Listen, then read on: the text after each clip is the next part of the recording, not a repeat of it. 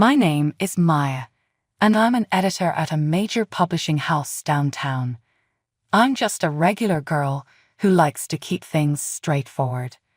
Life's always been a hustle, juggling deadlines and squeezing in some me time. That's probably why I never really got into the dating scene.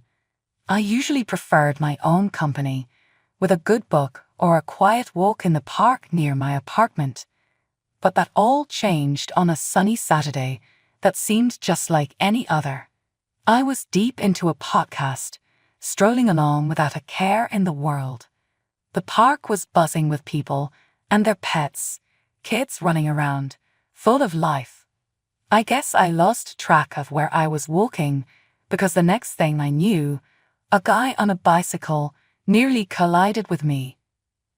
"Watch it," he yelled, swerving at the last second. His tone was harsh, and the annoyance was clear in his voice. "I'm so sorry," I blurted out, pulling out one earbud. I hadn't realized I'd wandered onto the bike path. He stopped his bike and turned around, looking more amused than angry now. "You've got to watch where you're going. This path's a jungle sometimes." "Yeah, my bad, totally my fault," I admitted, feeling a bit embarrassed. I brushed a stray lock of hair from my face and gave him a sheepish smile. He laughed, and just like that, the tension dissolved. "I'm Jake," he said, extending a hand. "Maya," I replied, shaking his hand. His grip was firm and confident. "So, Maya, always this distracted, or is it just my charming presence?" He had this cheeky grin that made me chuckle. "Just a long week at work. My brain's off enjoying the weekend already." "Fair enough. I was just about to grab a coffee at that place over there." He pointed to a small cafe at the edge of the park. "Care to join me? You know, as a peace offering for almost sending me flying." I considered it for a moment. He seemed nice, and honestly, I could use a coffee. Sure, why not? I could use a good coffee story to tell. As we walked to the cafe, Jake was easy to talk to. He told me about his job at a car sales company and how he liked to spend his weekends biking or hanging out with friends. He wasn't from the city. He moved here because he thought it offered more opportunities. "You know, big city dreams and all that," he said with a smirk. I shared a bit about my job too, how I loved books and ended up making a career out of that passion. "Beats being stuck in a cubicle doing something you hate," I added. We reached the cafe and ordered our coffees. While we waited, I couldn't help but notice how comfortable I felt around him.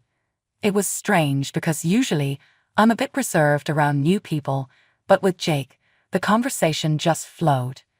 After meeting Jake, we started hanging out more. He was funny and easygoing, but it wasn't long before I started noticing little things that bugged me.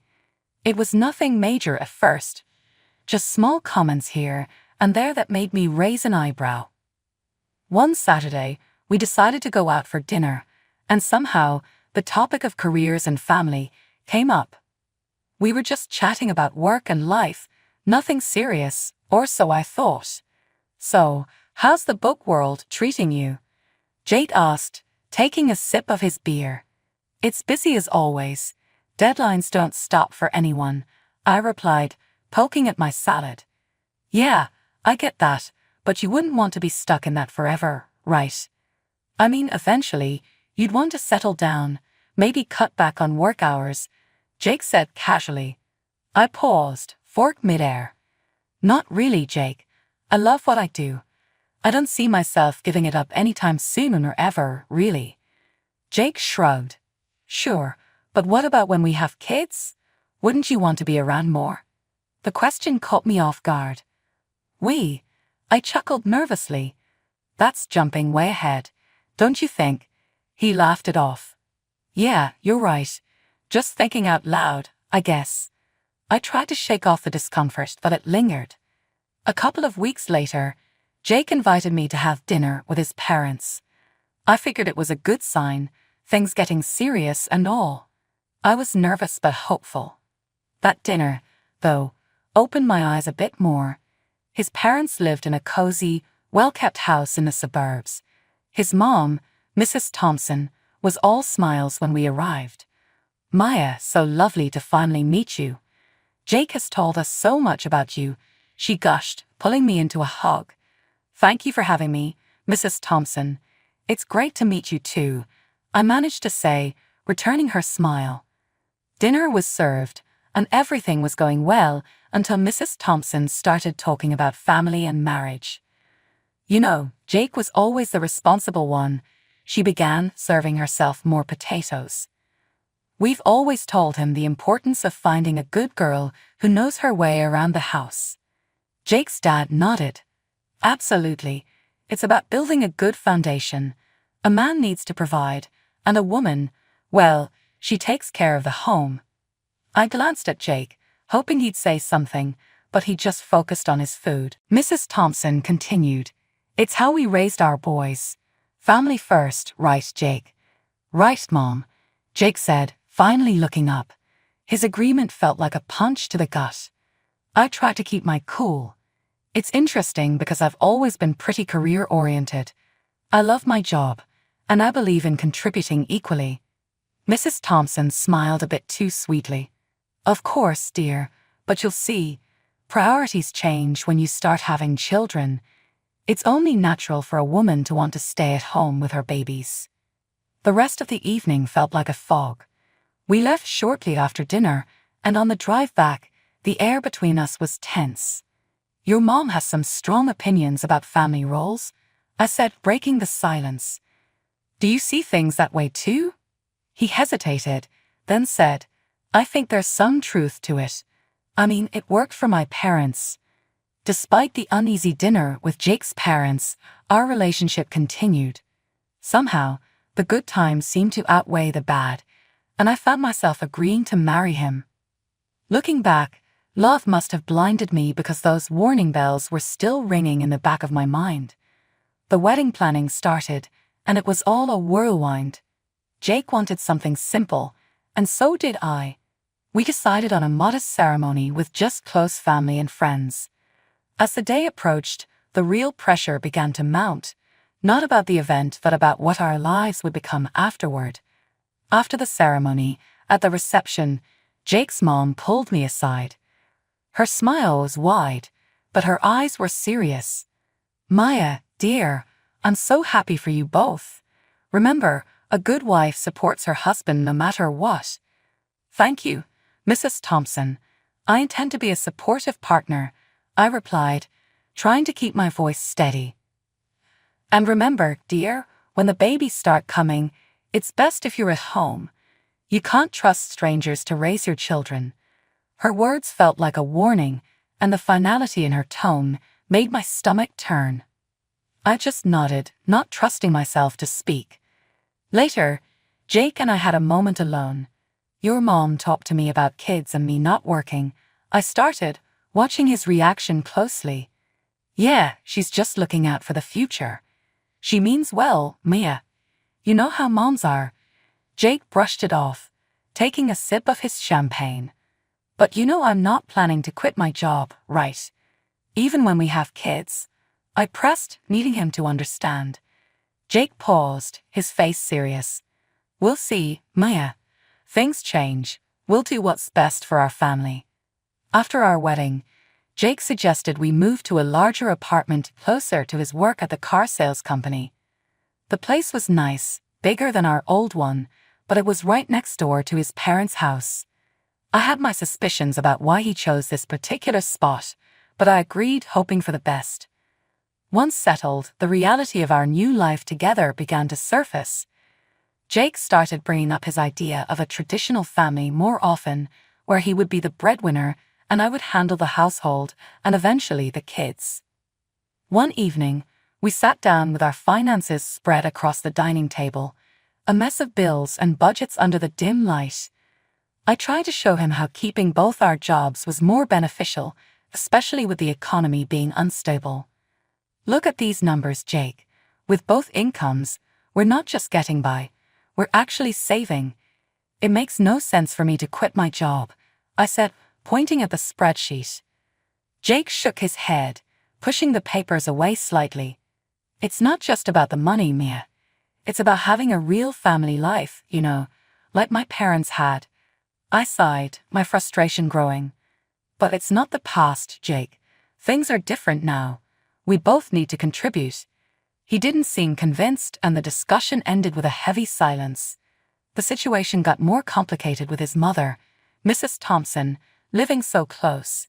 She dropped by often, unannounced, each visit with a new critique about how I was managing our home. One afternoon, I was sorting through some work emails when she came in. Without a greeting, she started inspecting the house, wiping her finger along the bookshelf, looking for dust. "Maya, you really should focus more on keeping a cleaner house. A dusty home is not a healthy home," she said, her tone sharp. I clenched my teeth, trying to keep my cool. "I cleaned yesterday, Mrs. Thompson, and I work full-time. It's just a little dust. That's just it. You work too much. If you were home more, maybe things wouldn't slip through," she countered, walking over to the linen closet. She pulled out a sheet, checking for any signs of improper laundering. I followed her, my hands balled into fists at my sides. "I manage my time just fine, Mrs. Thompson. Jake and I are both happy with how things are." She tutted, shaking her head as she moved to the kitchen to scrutinize the contents of our fridge. A woman's place is taking care of her home and her husband. These modern ideas about women needing careers are nonsense. Every comment stung, and I felt my defenses rise. "Maybe that worked for you, but I'm not you. I won't just quit my job to become someone I'm not." When Jake came home that evening, I tried to explain how suffocating his mother's visits were becoming. He listened, but his response chilled me. "Mom's just trying to help, Maya. She has a lot of experience running a home. But it's our home, not hers. I need you to stand up for me, for us," I pleaded. Jake looked torn, but finally said, "She's my mom, Maya. She means well. We should at least consider her advice." The argument that night was long and painful. We went to bed angry, the first of many silent nights. As the days turned into weeks, I felt more like an intruder in my own home, constantly judged and found wanting. The pressure to conform to an outdated idea of a wife was relentless, and my resolve to maintain my independence was tested every day. As the months rolled by, Jake's nagging about me not pulling my weight at home started to increase. He'd come home from work, look around with a scowl, and comment on the dusty shelves or the dinner that was either too bland or overcooked, because I'd rushed it after a long day at the publishing house. His favorite refrain became, "If you can't manage both, maybe you shouldn't be working." One evening, after a particularly harsh critique of some slightly undercooked pasta, Jake let it drop. "Maya, I'm serious. If you can't meet me halfway and take care of the house properly, maybe we should rethink this whole arrangement," he said, implying that a divorce was on the table. I loved Jake despite everything, and I didn't want our marriage to fail over this. So, I made a decision that pained me deeply. The next day, I talked to my boss, Sarah, about quitting my job to become a full-time housewife. Sarah was shocked and tried to persuade me otherwise. "Maya, you're one of our best. Are you sure about this?" she asked, concern etched on her face. "I don't see any other way, Sarah. I have to try to make things work at home," I admitted, feeling defeated. Sarah, ever the problem solver, proposed a compromise. "What if you could work from home and manage your projects remotely? It's becoming more common now. You wouldn't have to quit." The idea seemed like a lifeline. I agreed to the arrangement but decided not to tell Jake. Instead, I told him I had resigned. He was overjoyed, thinking I had chosen our home life over my career. So, I started my new job as a housewife, seeing Jake off to work each morning and greeting him when he came home. But as soon as he left, I'd power up my laptop and dive into my editing work. It was a strange double life, but it worked. The money I earned from my remote job I secretly saved in a separate bank account, just in case. However, living on just Jake's salary was tougher than we thought. Despite my best efforts to economize, 3 months later, we were scraping the bottom of the barrel. I tried to bring up the topic gently. Jake, I think it might be necessary for me to go back to work. We're running through our savings too fast. Jake's reaction was swift and angry. That's because you're spending too much. You need to learn how to save properly, he snapped. I was stunned. I hadn't bought anything for myself in months and always hunted for the cheapest deals at the supermarket. His words hurt deeply, and I felt a mix of anger and humiliation. The next day, his mother came over with a mission to teach me proper budgeting. She dragged me to the store and pointed out the cheapest, often poorest quality products. Buy these, Maya. Stop wasting money on expensive stuff, she lectured as we walked down the aisles.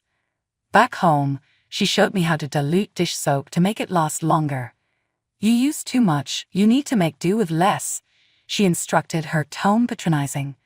She even started checking my receipts, scolding me for any purchase she deemed unnecessary. Why are you buying this? Just stick to basics, she would say, shaking her head in disapproval. Living like this was unbearable. Every day felt more suffocating than the last. I was losing my sense of self to their imposed austerity, living under constant surveillance. The situation was becoming untenable. I felt trapped in a life of pretended submission, with every part of me screaming for escape. But for now I held on, biding my time and planning my next steps carefully. It all reached a boiling point one drizzly Tuesday evening. I was on the phone in the living room, pouring my heart out to my mom. I just don't know how much more I can take, Mom. His mother is constantly over here, teaching me how to stretch $1 until it screams. I get it. We need to save, but this is too much. Mom's voice was a mix of concern and anger. Maya, that's not normal. You need to have a conversation with Jake about boundaries. It's your home too, not just his or his mother's playground. Just as I was nodding, feeling a bit strengthened by my mom's support, Jake stormed in from the other room, his face red with anger. He must have heard me complaining. He snatched the phone right out of my hand. A wife shouldn't be complaining about her husband and mother-in-law like some street gossip. He snapped into the phone before hanging up. I was shocked, my hands shaking slightly. Jake, you can't just grab my phone and talk to my mom like that. Oh, I can't. Maybe if you had some respect for us, I wouldn't have to, he retorted, his voice rising. I could see the veins in his neck bulging. Jake, listen to yourself. Can't you see this isn't healthy? I pleaded, hoping to reach some part of him that remembered what love felt like. But he was beyond reason. Healthy? My mom was right. I should never have married you, he spat out, his words cutting deeper than I expected. That's enough, Jake. I'm your wife, not some puppet you and your mom can control. I shot back, my anger flaring. Then act like it or leave, he shouted, his face inches from mine. I stared at him, disbelief and sadness warring inside me. You want me to leave at 4:00 a.m.? It's dark and pouring rain outside. If you don't like how things are, then yes, get out, he replied coldly. His eyes were unyielding. I knew then that nothing I could say would change his mind or the situation. Shaking, I grabbed a few essentials, my laptop, some clothes, and my phone. When I went for my purse, Jake was quicker, snatching it away. You think you're leaving with this? I earned this money, not you. Fine. Keep it, I said, my voice hollow. I couldn't believe this was happening. I called a taxi and waited by the door, my heart pounding. The taxi pulled up, and I stepped out into the cold night air, drenched by the rain. As I climbed into the car, a strange calm settled over me. I was doing this. I was leaving. At the hotel, as I lay in the unfamiliar bed, I felt a surge of relief amidst the turmoil. Despite everything, I hadn't quit my job. My secret savings account, unknown to Jake, was now my lifeline. As dawn broke, I got up, the weight of my decision pressing down on me. Today was the day I would take control back. I had an appointment with a lawyer to discuss filing for divorce. It felt surreal, like a scene from someone else's life.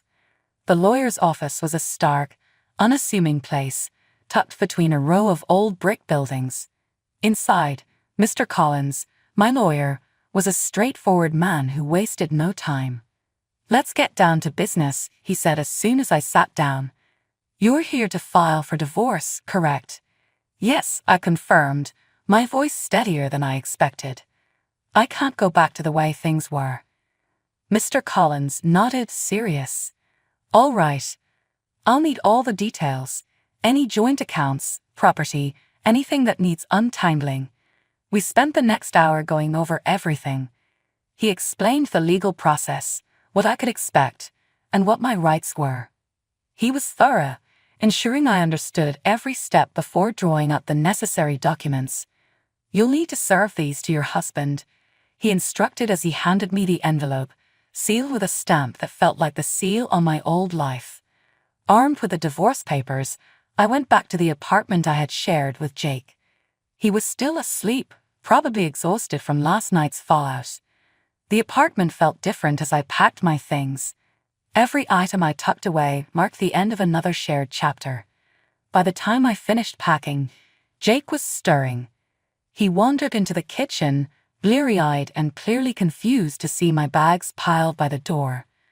"What's going on?" he mumbled, scratching his head. I didn't have much to say, just actions to take. Instead of answering, I handed him the envelope. "These are for you," I said, my voice void of the emotion I felt inside. Jake tore open the envelope, a frown forming as he scanned the contents. "Divorce," he laughed, disbelief lacing his tone. "You think you can just walk out and everything will be all right?" He looked up from the papers, his eyes cold. "Come back when you're ready to apologize, and maybe I'll consider taking you back. But remember, you'll have to listen to my mother from now on."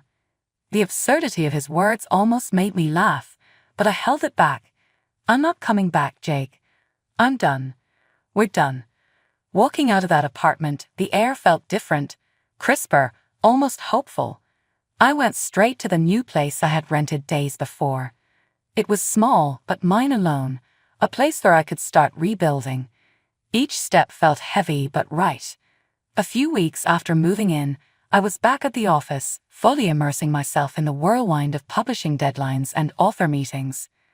Being around my colleagues again, feeling the familiar rush of a fast-approaching deadline, reignited a spark in me that I thought I had lost. Days at the office blended into weeks, and before I knew it, I was back in my groove, managing manuscripts and deadlines with a new efficiency. The personal upheavals I'd faced had given me a fresh perspective, and I felt really good to be back. The familiar landscape of texts and typos was more comforting than I'd imagined it would be. During this time, I reconnected with old friends, people who knew me long before Jake. We met for drinks after work and shared meals on weekends. Slowly, I started to feel more like myself than I had in years. The laughter and light-hearted teasing grounded me, and in their company, I rediscovered parts of myself I'd forgotten.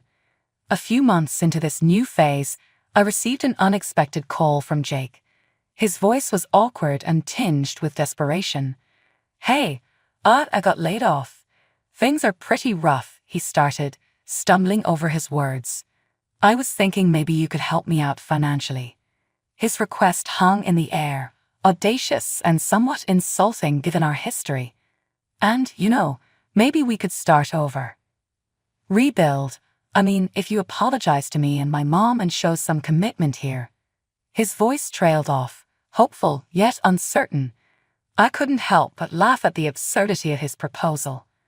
"Jake, you really think I'd come back to support you and your parents after you kicked me out? You're out of your job now, and suddenly all your high and mighty principles are gone." There was a pause. "So that's a no?" he asked, sounding smaller and deflated. "Jake, I'm doing really well, and honestly, I'm enjoying my freedom too much to give it up again. I hope you find your feet, but it won't be with me." My words were firm, sealing the end of our relationship. After hanging up, I felt a surge of empowerment. Jake's call, although ridiculous, had reaffirmed something vital for me. I was truly free now, and no offer or plea was going to change that. The vibrant chime of my phone echoed through the bedroom, jarring me from a restless slumber. I glanced at the clock, 3:14 a.m. An uneasy feeling settled in my gut as I reached for the device. Work emergencies at this hour were rare, but not unheard of in my line of business. My fingers froze as I caught a glimpse of the screen. It wasn't a work notification, it was a message from an unknown number. Curiosity piqued. I swiped to unlock the phone, and my world shattered. "Can't wait to see you again, babe. That quickie in the supply closet was insane." The message was undoubtedly not meant for me, but the sender's identity was all too clear. Marissa, my cousin and supposed confidant, who had been staying with Derek and me to help during his recovery. Bile rose in my throat as I scrolled through the thread, each message more explicit than the last. The betrayal cut deeper with every lewd word, every suggestive emoji. Derek's affair with Marissa was laid bare before my eyes, the evidence irrefutable. I turned to face Derek's sleeping form, my vision blurred by unshed tears. How could he? How could they? Marissa was family, someone I had trusted implicitly. Yet there they were, carrying on a sordid affair right under my nose. Anger and hurt swirled within me, a tempestuous storm of emotions threatening to break loose. I longed to scream, to hurl accusations and demand answers, but the words stuck in my throat like shards of glass. Instead, I slipped out of bed, my movements robotic, and made my way to the living room. I collapsed onto the couch, clutching Derek's phone like a lifeline, its damning contents a stark reminder of the life I thought I knew crumbling around me. Hours ticked by, the first rays of dawn peeking through the curtains. I heard footsteps behind me, the telltale creak of the floorboards announcing Derek's presence. "Elena, what are you doing up so early?" he mumbled, his voice thick with sleep. I pivoted to face him, my jaw clenched, and held up the phone, the incriminating messages splayed across the screen. "Care to explain this?" Derek's expression morphed from confusion to panic in an instant. I can explain," he stammered, running a hand through his disheveled hair. "Explain what exactly?"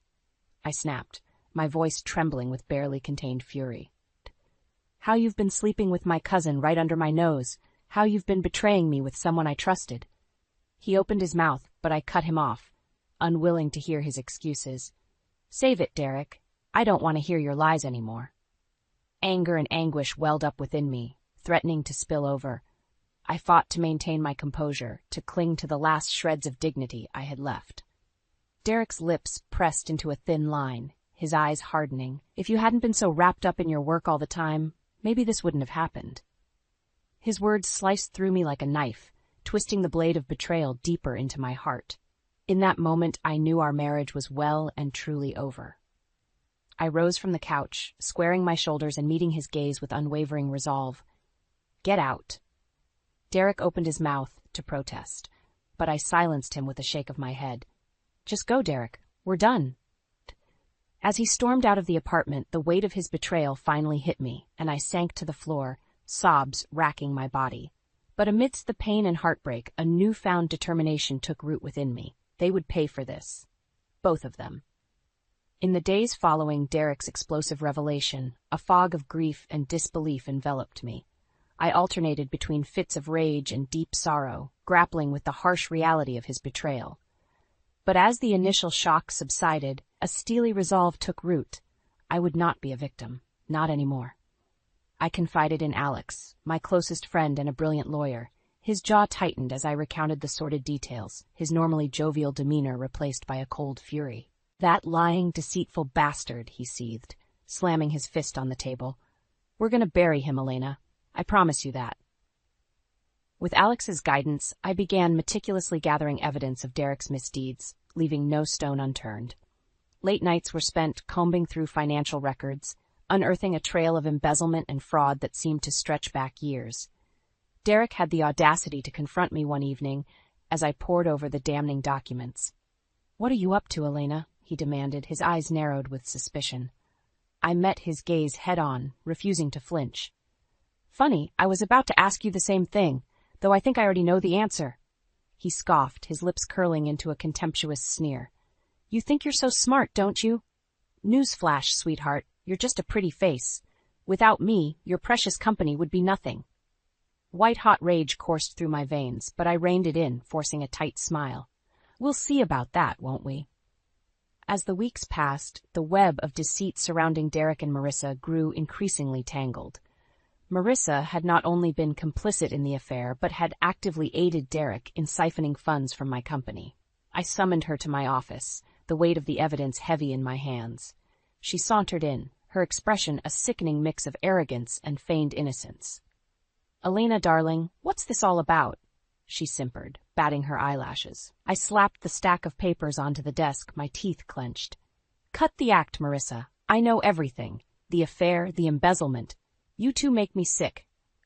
Her facade crumbled, replaced by a sneer that twisted her once familiar features into an ugly mask.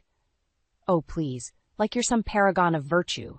You were never around, always too busy with your precious company to pay attention to Derek. He needed someone who could actually satisfy him in more ways than one." The venom in her words stung, but I refused to let her see me flinch. "You're both going to pay for what you've done," I vowed, my voice low and dangerous. Marissa threw back her head and laughed, a cruel, mocking sound. "And how exactly do you plan to do that? Face it, Elena, you're powerless. Derek and I hold all the cards." I leaned forward, my gaze boring into hers with icy determination. "We'll see about that."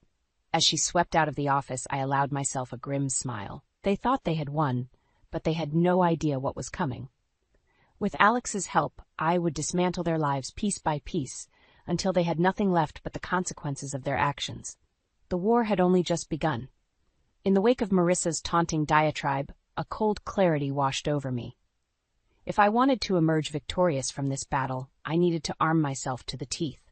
Blind rage and impulsive actions would only play into Derek and Marissa's hands. No, I needed to be strategic, calculating, to fight fire with an inferno of my own making. I summoned Alex to my office, my expression grim. "It's time we took the gloves off," I stated, sliding the damning evidence across the desk towards him. His brow furrowed as he skimmed the documents, a muscle twitching in his jaw. "Son of a bitch has been bleeding your company dry for years," he muttered, shaking his head in disbelief. "Exactly, which is why we need to hit him where it hurts. His bank account." I leaned forward, my gaze steely. "I want you to freeze every asset, revoke all access to funds, the whole 9 yards. Derek thinks money is power? Let's see how powerful he feels when he's broke and exposed as the fraud he is." A feral grin spread across Alex's face. "Consider it done. I'll have the paperwork filed first thing tomorrow morning."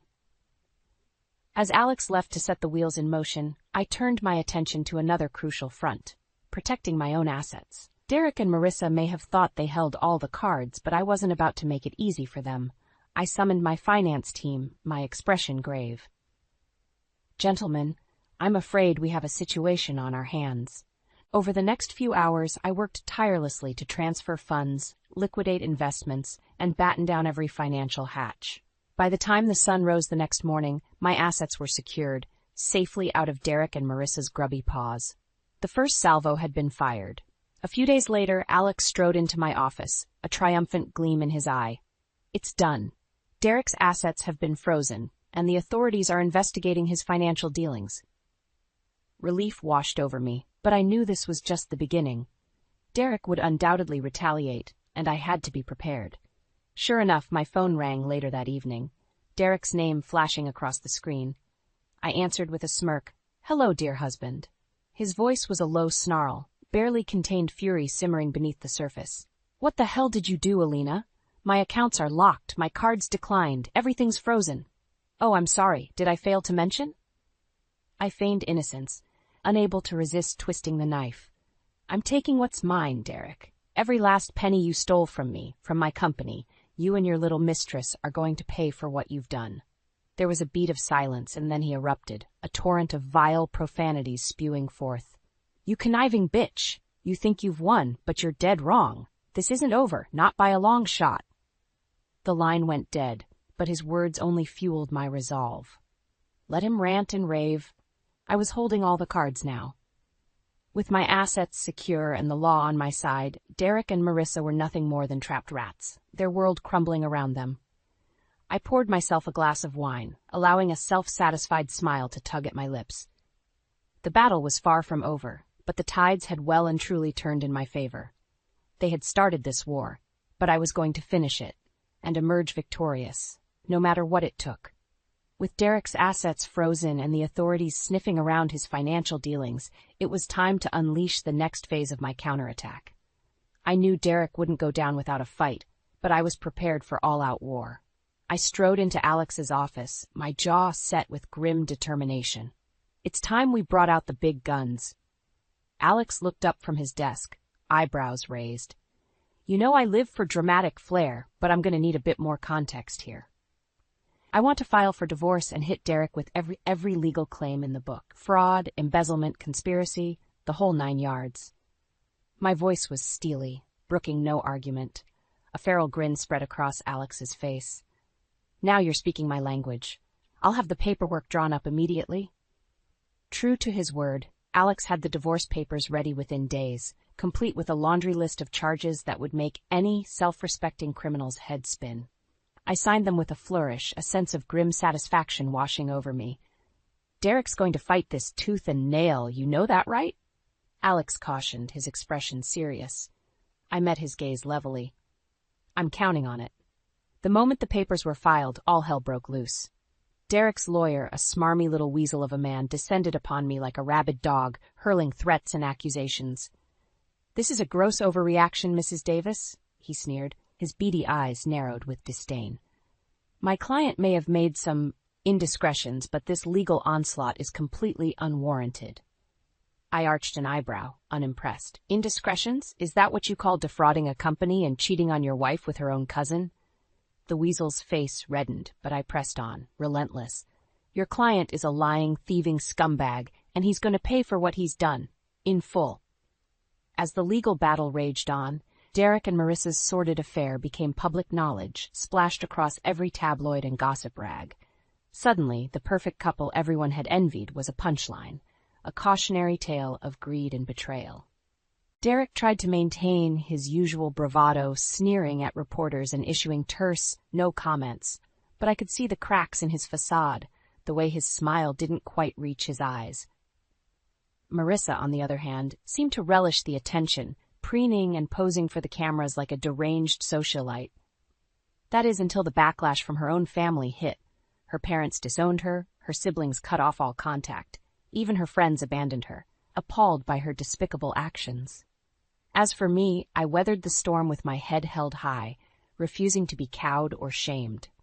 Derek and Marissa had made their bed, and now they could lie in it, squirming under the harsh spotlight of public scrutiny.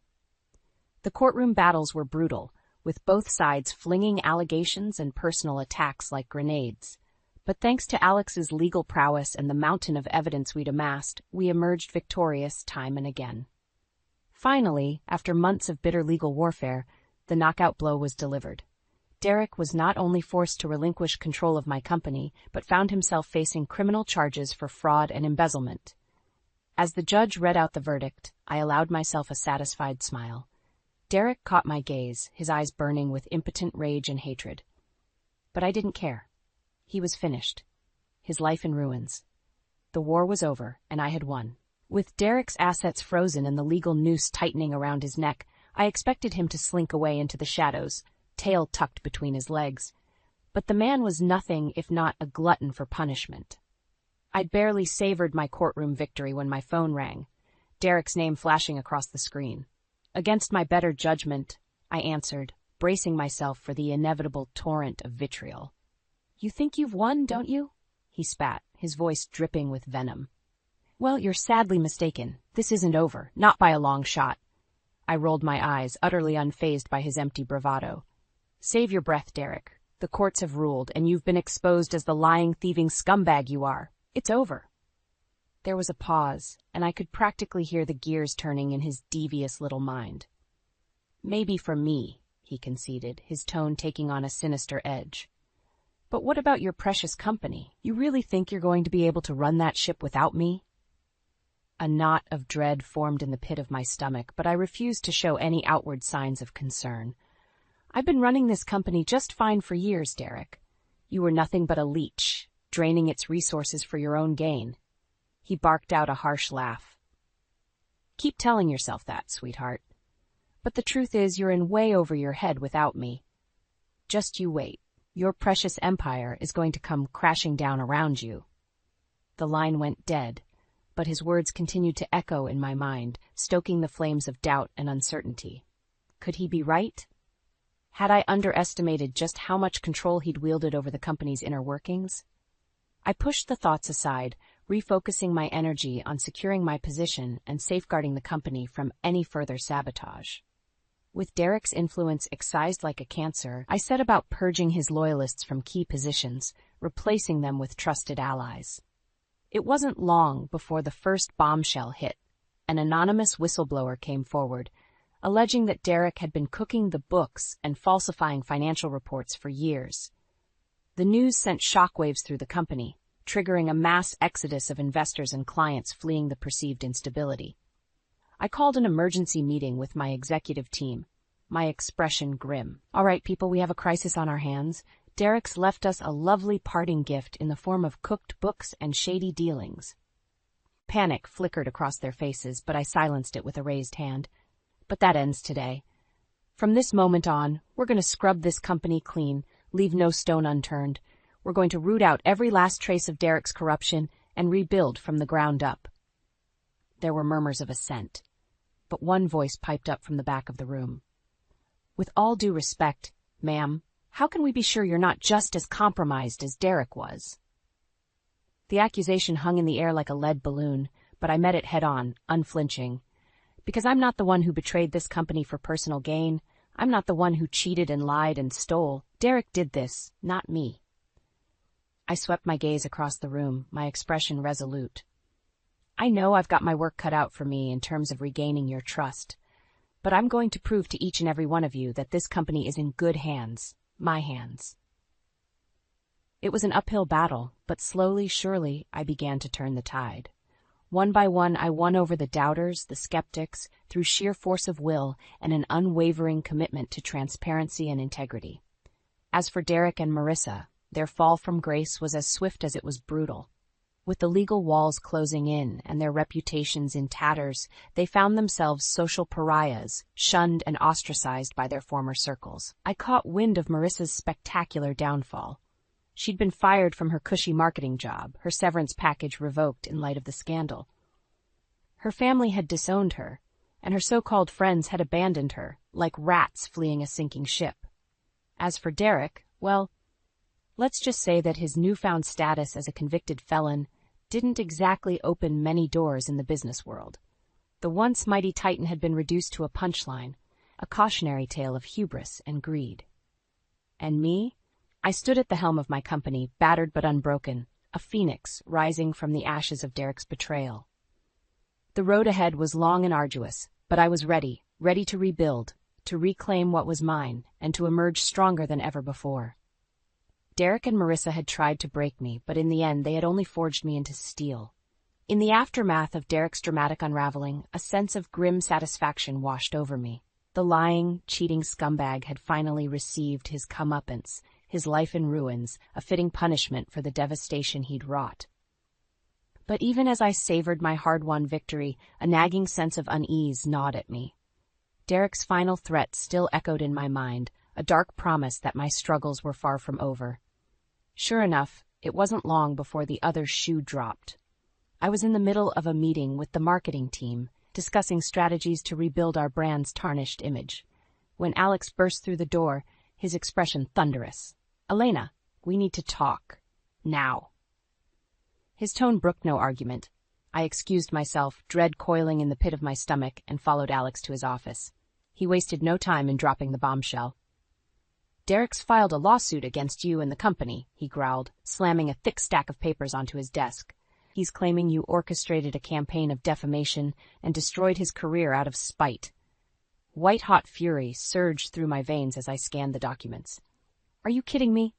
After everything that Snake did, the fraud, the embezzlement, the affair, he has the audacity to play the victim? Alex held up a placating hand. I know, and trust me, this case is weaker than a wet paper bag. but it's still going to be a massive headache, not to mention a PR nightmare.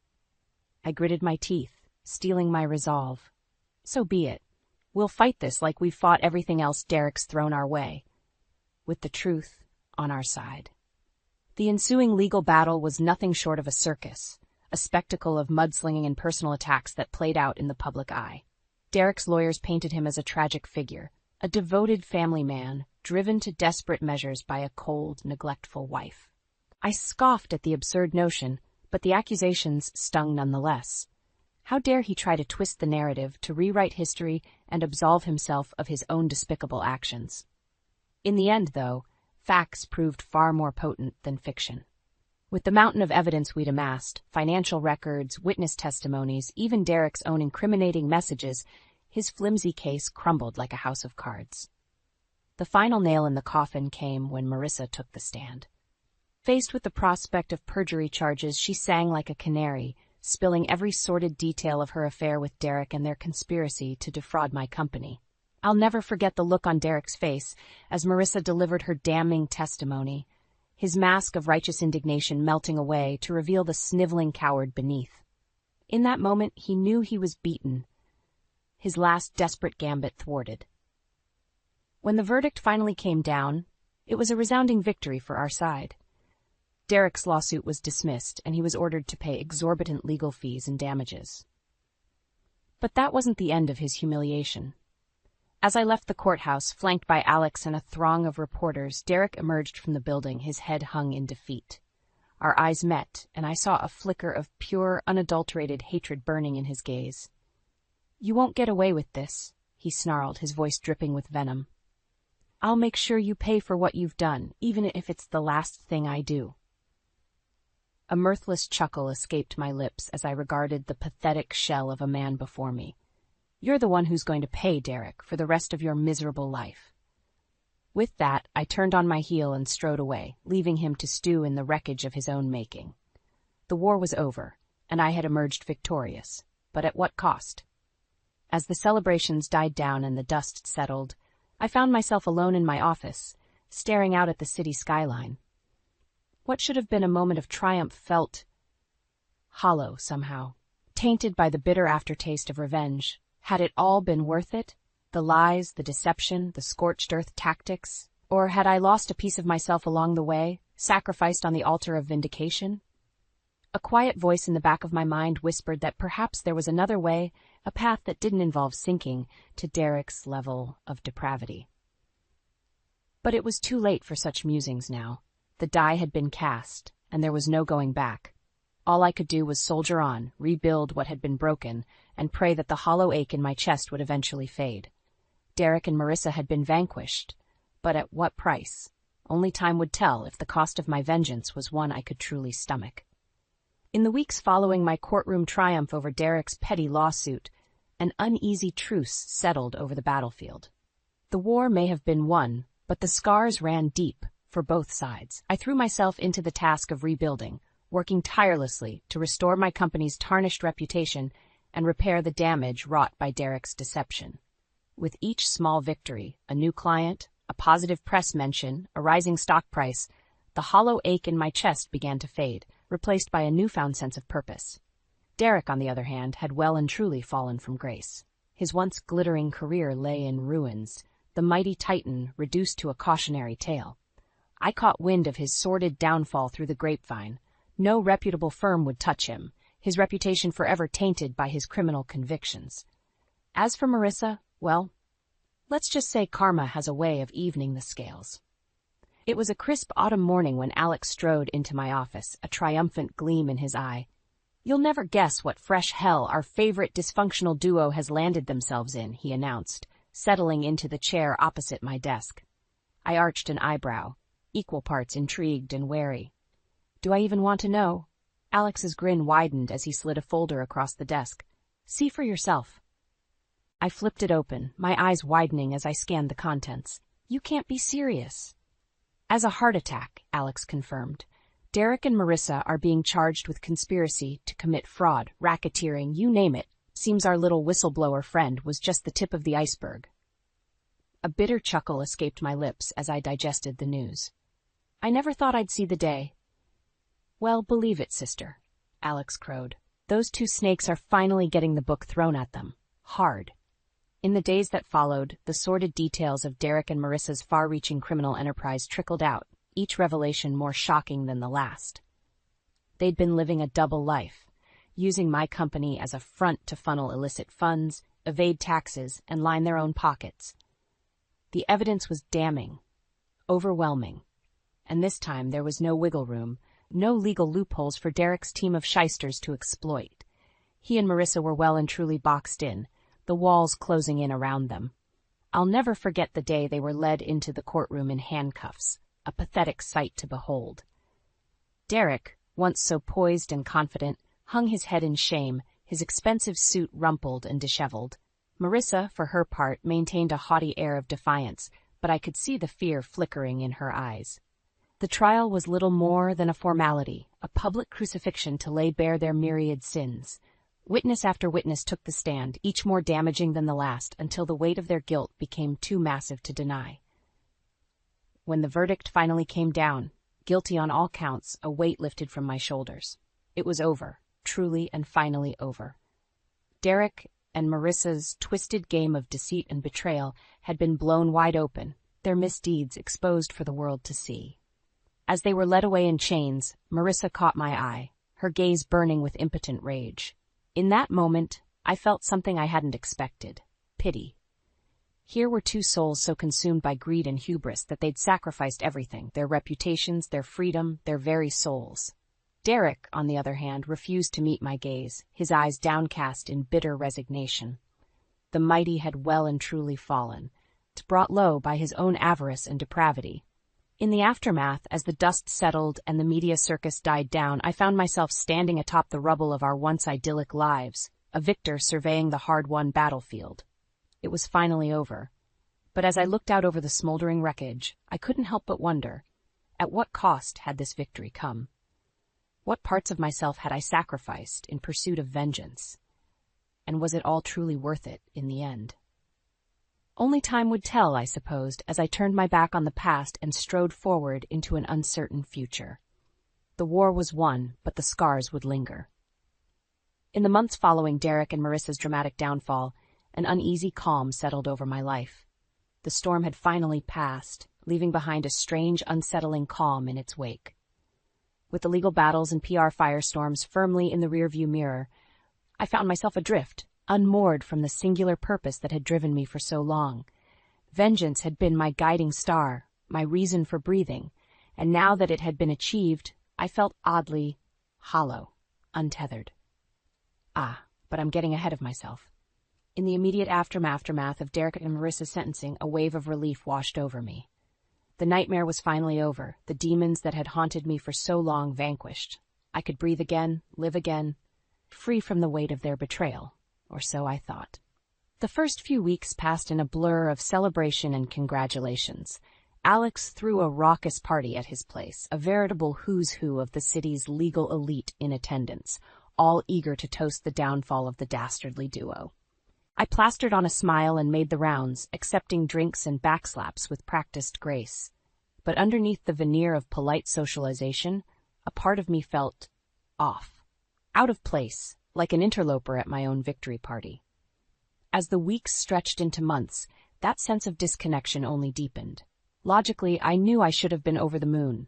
I'd not only survived Derek's betrayal but emerged victorious, my reputation and company intact. But the nagging feeling persisted, like a tiny voice whispering in the back of my mind. Was it really a victory if it had cost me a piece of my soul? I tried to lose myself in work, throwing every ounce of my energy into rebuilding my company's battered public image. New initiatives were launched, charitable foundations established, all in the name of scrubbing the stain left by Derek's misdeeds. And yet, no matter how many 16-hour days I pulled, how many millions I funneled into good PR, that empty ache lingered, a constant companion I couldn't seem to shake. It all came to a head one night as I sat alone in my office, staring out at the city skyline. A half-empty bottle of scotch sat on my desk, the amber liquid swirling in the glass clutched in my hand. A soft rap at the door roused me from my reverie. "Come in," I called out, not bothering to turn around. "Working late again, I see."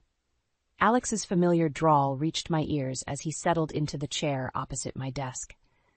You know, they make these newfangled things called vacations these days. Might want to look into one.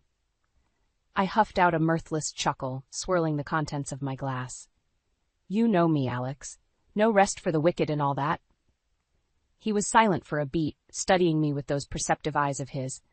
You don't seem terribly celebratory for someone who just took down public enemy number 1. I sighed, finally meeting his gaze. I don't know, Alex. I should be over the moon, right? Derek and Marissa are behind bars, my company's back on track. But I trailed off, struggling to put the gnawing disquiet into words. But something's still eating at you, he finished, giving me a knowing look. You got your revenge, Elena. The question is, was it worth it? His words hung in the air, heavy and laden with implication. Was it worth it? The lies, the deception, the scorched earth campaign that had nearly consumed me? In that moment, the weight of everything I'd sacrificed in pursuit of vengeance came crashing down around me. The person I'd allowed myself to become, the moral lines I'd crossed, had it truly been a fair trade for seeing Derek punished? The bitter taste of self-loathing flooded my mouth, and I slammed my glass down with a trembling hand. No, it wasn't worth it. The admission hung between us, raw and painful. After a long, weighty silence, Alex spoke up, his voice uncharacteristically gentle. Then it's time to leave the past in the past, my friend. Time to start over, to become the person you want to be, not the one forged in the fires of revenge. His words rang true, a clarion call amidst the storm of self-doubt that had consumed me for so long. It was time to let go, to shed the burdens of the past and step into the light. A fragile smile tugged at my lips as I met Alex's gaze, the first sparks of hope flickering to life in my chest. You're right, I whispered, the weight already beginning to lift from my shoulders. It's time for a new beginning. The road ahead would be long, fraught with challenges and inner demons to conquer, but for the first time in longer than I could remember, I felt a sense of purpose unclouded by rage or thirst for retribution. It was time to be reborn, to rise like a phoenix from the ashes of my own making. Derek and Marissa's betrayal may have broken me once, but I was determined to emerge from the crucible stronger, wiser, my soul intact. A new chapter was beginning, and this time, the pen was firmly in my own hand.